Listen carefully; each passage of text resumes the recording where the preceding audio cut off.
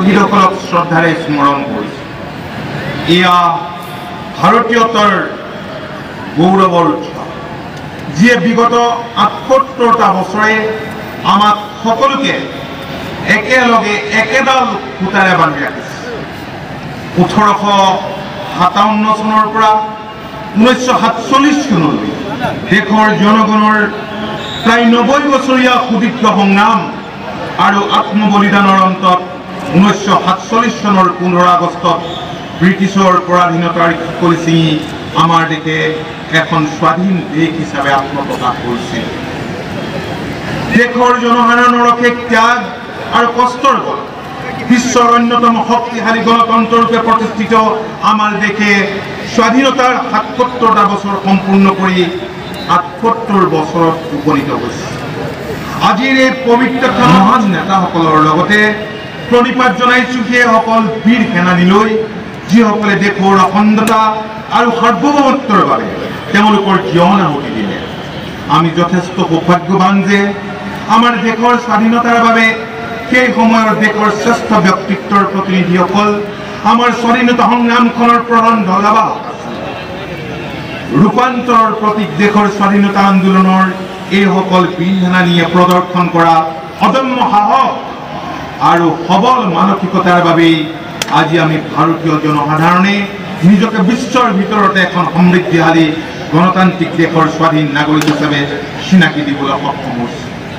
আজিৰ এই পুণ্য মুহূৰ্তত আমি শ্ৰদ্ধাৰে স্মৰণ কৰিছোঁ দেশৰ স্বাধীনতাৰ বাবে নিজৰ জীৱন আহুতি দিয়া ভগত সিং, সুখদেৱ ৰাজগুৰু, চন্দ্ৰশেখৰ আজাদ, নেতাজী সুভাষ চন্দ্ৰ বসু, মণিৰাম দেৱান, কুশল কোঁৱৰ, পিয়লি ফুকন, কনকলতা বৰুৱা, মুকুন্দ কাকতি আদিৰ দৰে হাজাৰ হাজাৰ মহান বীৰ সেনানীসকলক এই পুণ্যতিথিত আমি আকৌ এবাৰ প্ৰণিপাত জনাইছোঁ দেশৰ স্বাধীনতাৰ হকে নিজৰ জীৱন আহুতি দিয়া অবিভক্ত নগাঁও জিলাৰ মহান স্বাধীনতা সংগ্ৰামী শ্বহীদ ভোগেশ্বৰী ফুকননী, কলাই কোঁচ, হেমৰাম বৰা, হেমৰাম পাটৰ, গুণাবিৰাম বৰদলৈ, তিলক ডেকা, ঠগী ঘোষ, বলু ঘোষ, লক্ষী হাজৰিকা।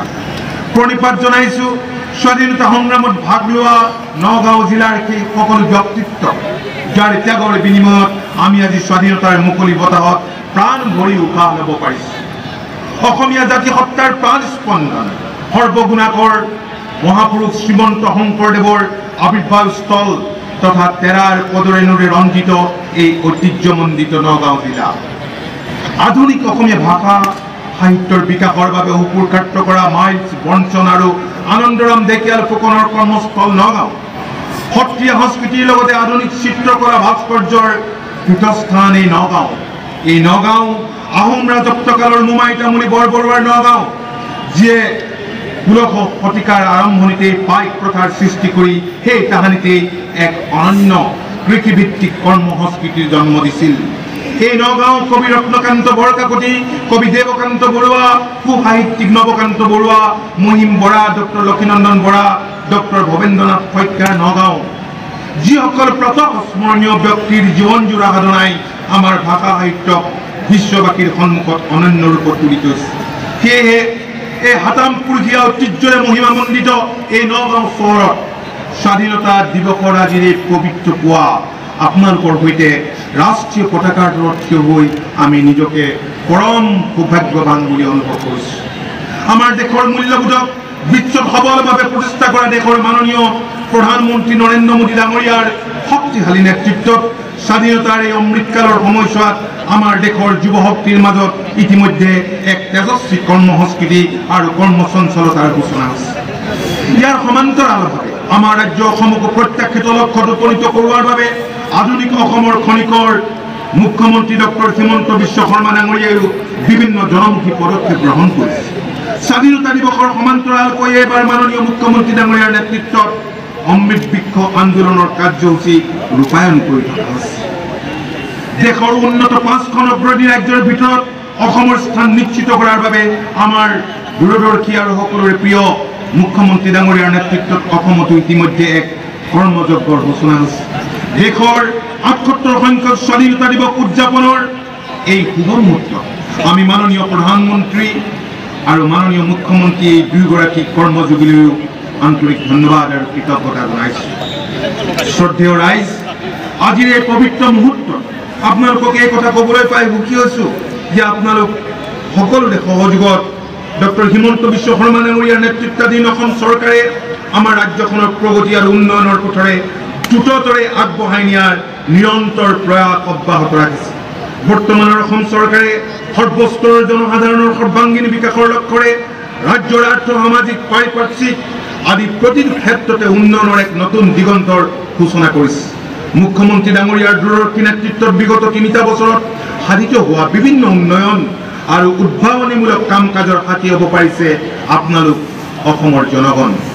আপোনালোক অৱগত যে বৰ্তমানৰ অসম চৰকাৰে প্ৰশাসন ব্যৱস্থাৰ আমূল সংস্কাৰ সাধন কৰি প্ৰশাসনক জনসাধাৰণৰ ওচৰলৈ আৰু অধিকভাৱে কাষ চপাই নিয়াৰ প্ৰচেষ্টা অব্যাহত ৰাখিছে। সমাজৰ দুখীয়া আৰু অৱহেলিত শ্ৰেণীৰ লোকসকলৰ জীৱন ধাৰণৰ মান উন্নীত কৰাৰ বাবে আমাৰ চৰকাৰে অহৰহ কাম কৰিছে। আমাৰ ৰাজ্যখনৰ যুৱ প্ৰজন্ম আৰু সমাজৰ দুখীয়া শ্ৰেণীৰ লোকসকলৰ আশা আকাংক্ষাসমূহ পূৰণৰ ক্ষেত্ৰত আমাৰ গণতন্ত্ৰৰ ভেটি স্থাপন কৰোতাসকলৰ সপোন কিমানখিনি বাস্তৱায়িত কৰিব পৰা হৈছে সেয়া জুকিয়াই চোৱাৰ আজি উত্তম সময়।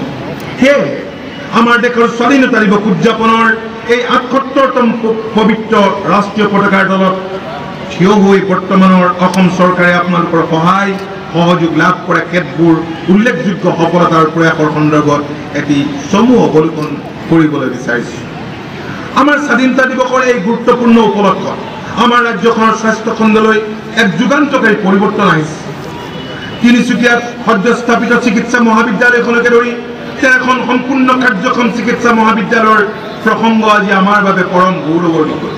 ইয়াৰ লগতে আমাৰ ৰাজ্যখনৰ 3খন ডেণ্টেল কলেজ, 5খন BSc নাৰ্ছিং কলেজ, 3খন ফাৰ্মাচী প্ৰতিষ্ঠান আৰু 6খন পেৰামেডিকেল প্ৰতিষ্ঠানে আমাৰ ৰাজ্যখনৰ স্বাস্থ্য খণ্ডক নতুন মাত্ৰা প্ৰদান কৰিবলৈ সক্ষম হৈছে।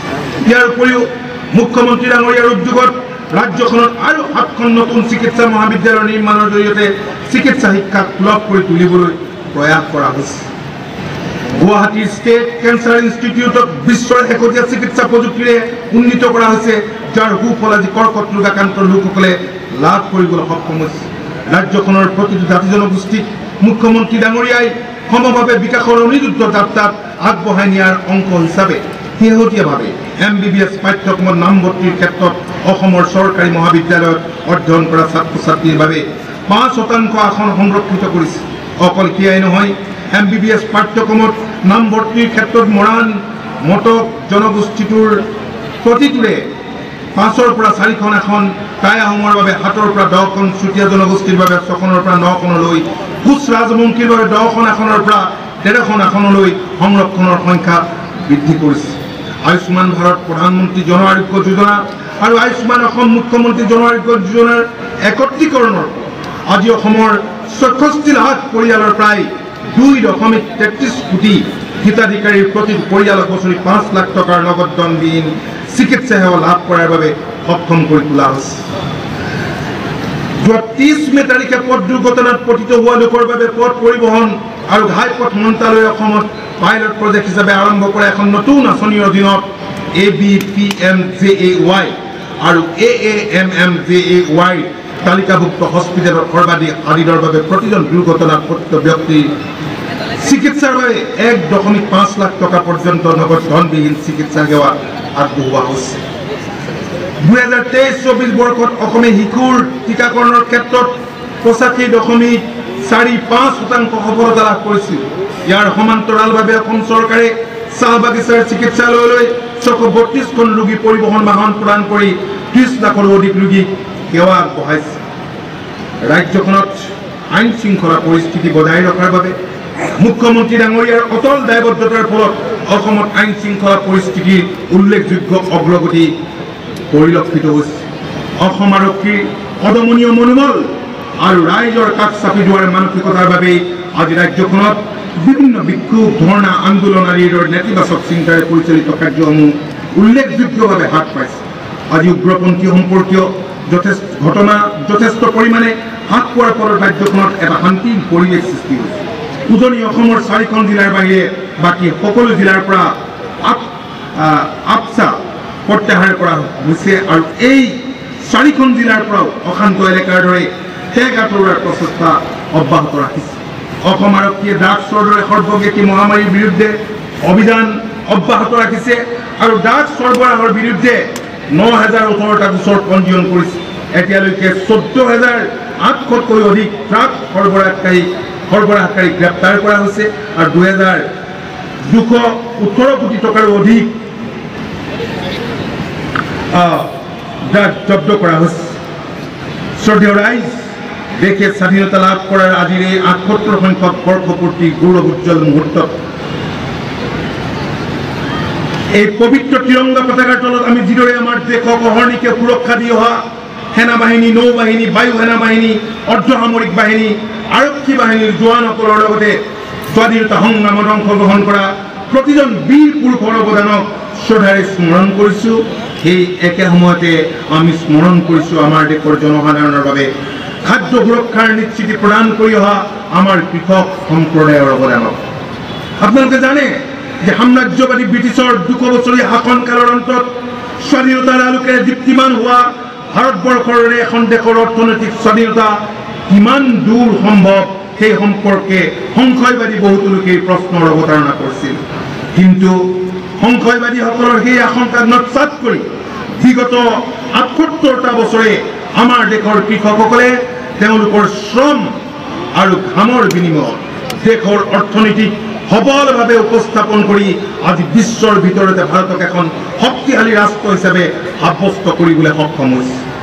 মাননীয় প্ৰধানমন্ত্ৰী নৰেন্দ্ৰ মোদী ডাঙৰীয়াৰ সুদক্ষ নেতৃত্বত আজি আমাৰ দেশ ভাৰতবৰ্ষই $8 ট্ৰিলিয়ন অৰ্থনৈতিক বিকাশত ভৰি দি আহি থকা 10 বছৰৰ ভিতৰত 2034 বৰ্ষৰ ভিতৰত $8 ট্ৰিলিয়ন অৰ্থনীতিত ভোজ পেলোৱাৰ লক্ষ্য নিৰ্ধাৰণ কৰিছে। ইয়াৰ মূলতে আছে আমাৰ দেশৰ কৃষকসকলৰ কষ্টসাধ্য অৱদান, প্ৰযুক্তি আৰু আন্তঃগাঁথনিৰ চমকপ্ৰদ উত্থান